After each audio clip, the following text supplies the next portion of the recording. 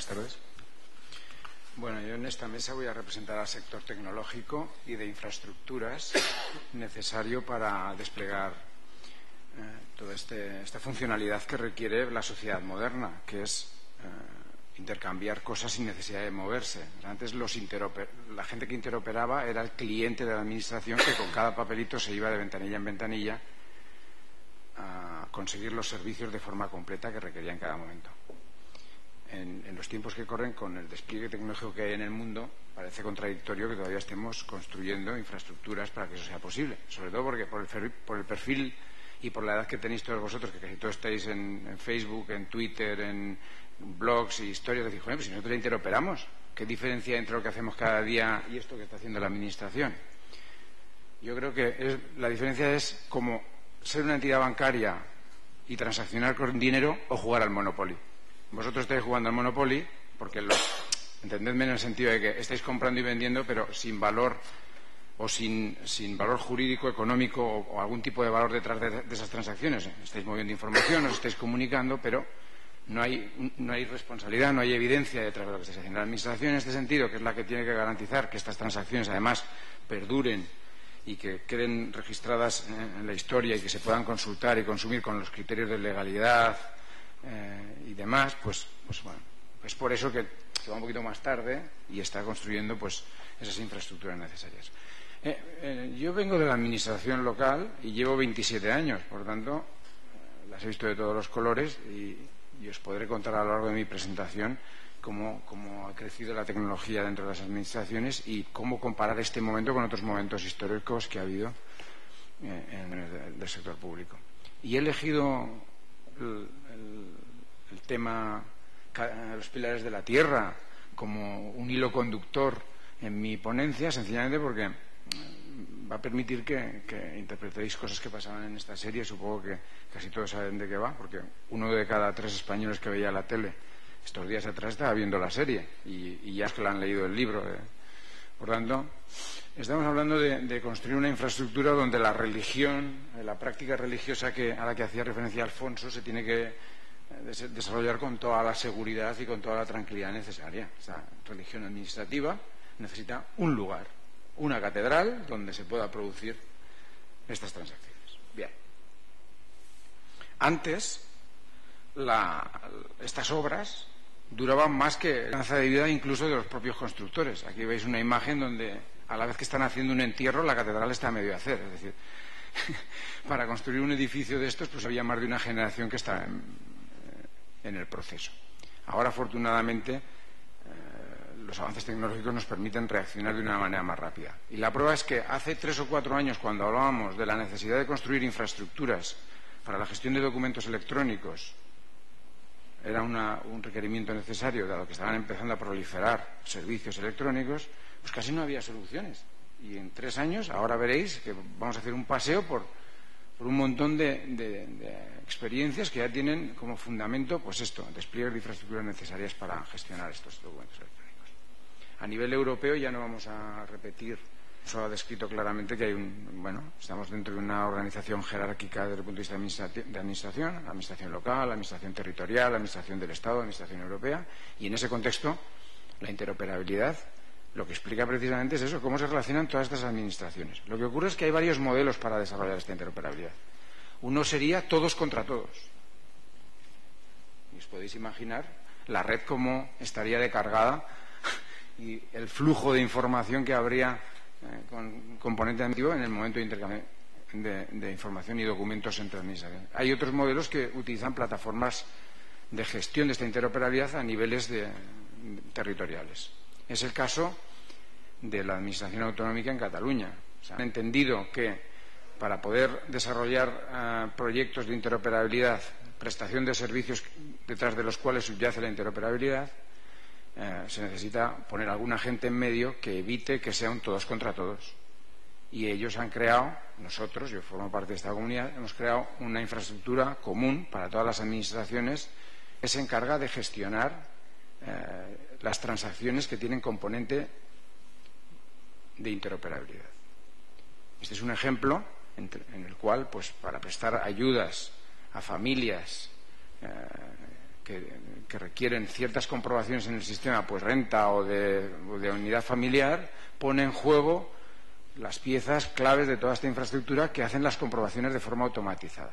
Lo cierto es que este concepto de forma automatizada no es tan automatizado como se dice, porque en algunos casos aquí la interoperabilidad lo que significa es: yo antes accedía y ahora te dejo que tú accedas para que compruebes lo que antes me pedías a mí que comprobase, o bien me pedías un papel para dártelo a ti. O sea, entended que en este país somos especialistas en definir modelos perfectos, pero luego a la hora de implementarlos hay un proceso, no se hace de la noche a la mañana. Por lo tanto, ahora en algunos casos, como el tema del padrón de habitantes, el padrón de habitantes es útil, por ejemplo, para cuando alguien solicita un médico. Si depende de dónde vives, te asignan un médico de la Seguridad Social. Pues históricamente se pedía un volante de padrón para que el ciudadano en cuestión fuese al otro servicio, al de salud, lo entregase y en base a ese documento te asignaban un médico de tu zona, ¿no? Bueno, pues ahora todo este tipo de movimientos ya no se hacen. Se calcula que el 42% de los papeles que se hacen en relación al padrón de habitantes tienen que ver con cosas como esta: para el DNI, para cambiar de vehículo, para solicitar ayudas, para pedir colegio. Claro, si este 42% de movimientos desaparece porque hay algún sistema automatizado que lo hace, el ahorro es evidente, ¿no?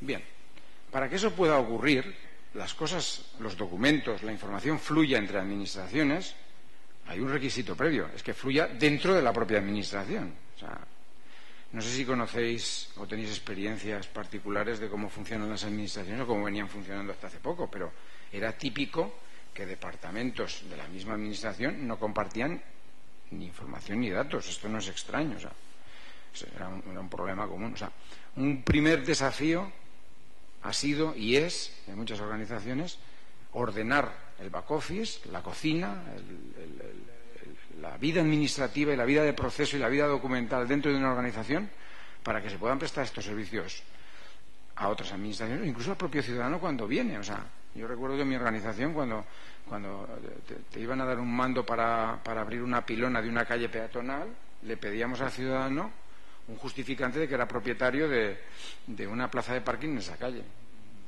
Y nadie se despeinaba ni nada. O sea, el pobre ciudadano venía allí de rodillas y te traía el papel y le dabas el servicio y encima pensaba que lo habías hecho bien. Y en cambio, pues, bueno, en definitiva, la Ley 11 lo que persigue es precisamente eliminar todos estos procesos de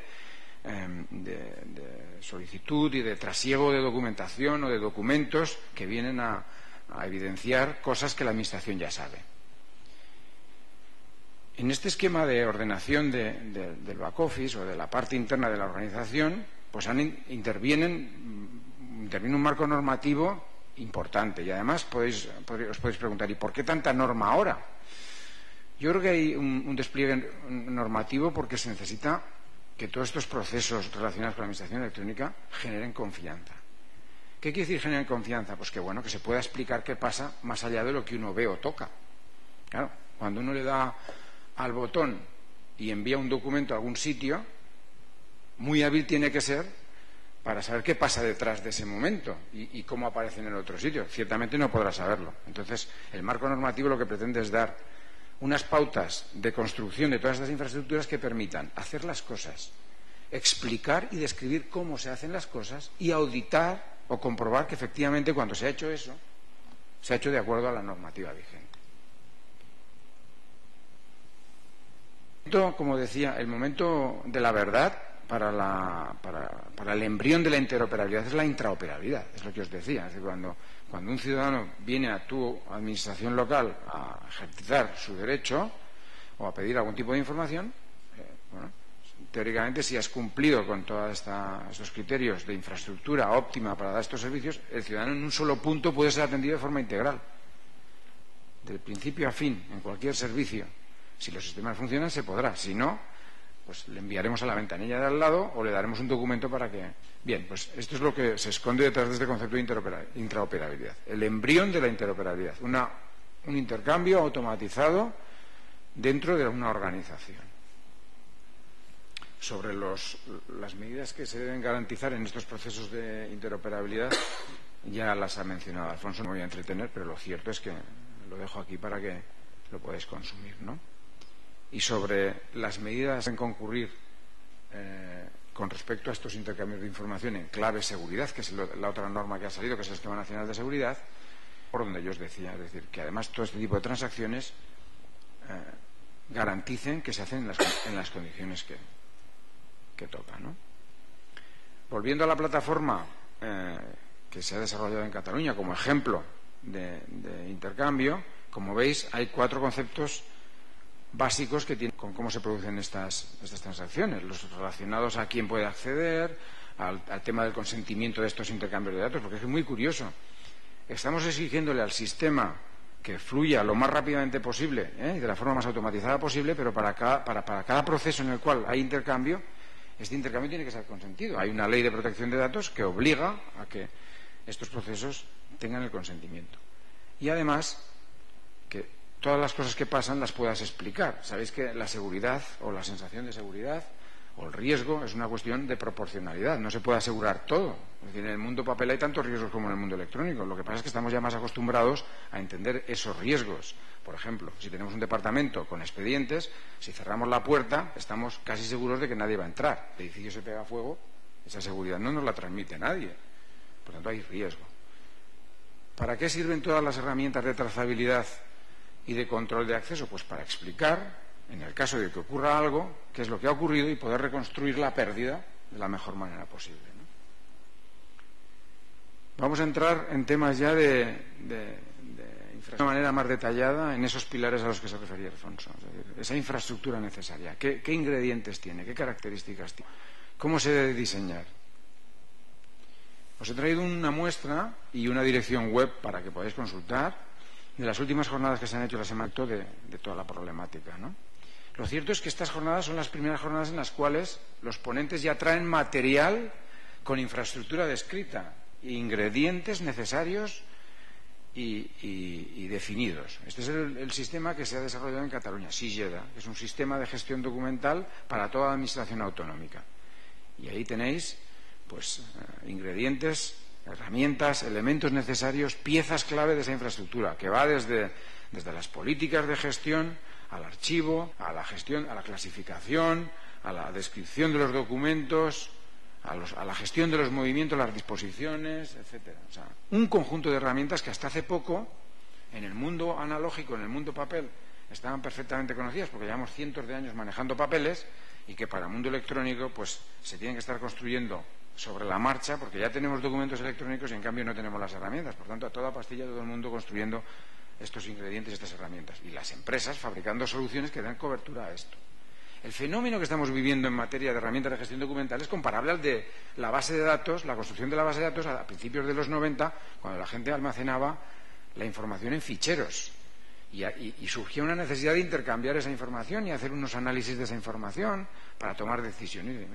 Si este dato lo tengo en un fichero y este otro lo tengo en el otro, ¿cómo los interrelaciono? Y surgió el concepto base de datos, y en aquella época, cuando hablábamos de la base de datos, al principio, pues incluso nos explicaban cómo eran por dentro las bases de datos. Pues ahora con los gestores documentales y con la gestión de los documentos electrónicos pasa lo mismo. Estamos inmersos en un fragor de incluso conocer las tripas de estos sistemas. Dentro de 15 años, dentro de 20 años, nadie se preocupará por cómo era por dentro el gestor documental. Nos dará una herramienta que garantizará, seguro, las cosas que se tienen que garantizar para gestionarlo. Pero ahora, como lo estamos construyendo, a la vez que tenemos el problema, estamos inquietos y queremos conocer y queremos aplacar esa incertidumbre que tenemos. Y por eso yo hago ponencias de estas, porque si dentro de 3 o 4 años ya no tendré negocio, porque ya funcionarán, ¿no? Bien.